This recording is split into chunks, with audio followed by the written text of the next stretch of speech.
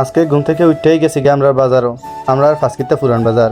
Words can't describe the countless memories attach to this place. এই জায়গায় আমরা কত যে স্মৃতি জড়াই আছে এটা কইয়া শেষ করুন যেত না। এই যে দেখেন বাজারের স্কুলের লগে নুসু ভাই লাইব্রেরি, প্রায় 20 বছর ধরে এই দোকানটা এখানে আছে।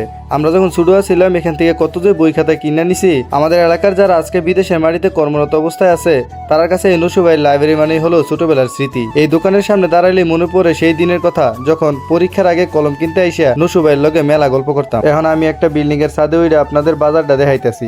উপর থেকে আমরা বাজারটা দেখতে খুব সুন্দর লাগে। এবার চলেন বাজারের ভিতরে ঢুকি। শুরুতেই পড়ব তরকারি বাজার। এই যে তাজা তাজা শাক সবজি আর এই যে দেখেন সিজনের ফল বাঙ্গি। বাজারের এই শোরগোল আর ভিড় হিডা এক অন্যরকম ভালো লাগা। আমি তো এখন বাইতে আছি, যখন মন চাই চলে আইতে পারি, কিন্তু প্রবাসীদের লাগা এই দৃশ্যগুলো খুবই দামি। এই যে বাজারের মানুষের চিল্লাপাল্লা ভাই লন সস্তা দিমু এই শব্দগুলো বিদেশের সুপার শপে পাওয়া যায় না। হাঁটতে হাঁটতে সামনে যাইতেছি আর মেলা কিছু দেখতেছি। এই যে দেখেন সামনে আমার বন্ধু সজীবে কসমেটিক দোকান দিয়ে বয়ে রয়েছে। এই বাজারের অলিতে গলিতে কত মানুষের কত বছরের ভালোবাসা আর ব্যবসা জড়াই আছে। বহু বছর ধরে আমরা এই বাজারটা এমনি জমজমাট ভাবে চলে আইতাছে। বাজারের শেষের দিকে এই দুইটা চুল কাটার দোকান। আমরা বাজারের সবচেয়ে অভিজ্ঞ হেয়ার স্টাইল হলো রিপন ভাই আর মিন্টা ভাই। ওনাদের হাতে চুল কাটা মানি হলো ভরসা। এইবার চলেন যাই মাছ বাজারও। আমরা বাজারে দুইটা গলি, একটা হলো তরকারি বাজার আর অন্য গলিতে মাছ বাজার।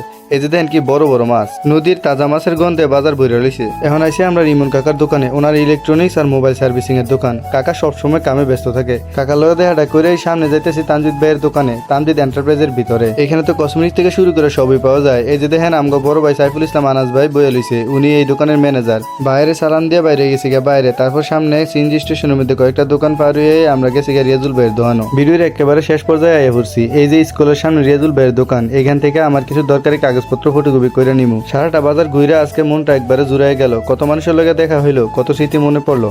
প্রবাসে যারা আছেন তারা লাগে মন থেকে দোয়া রইল।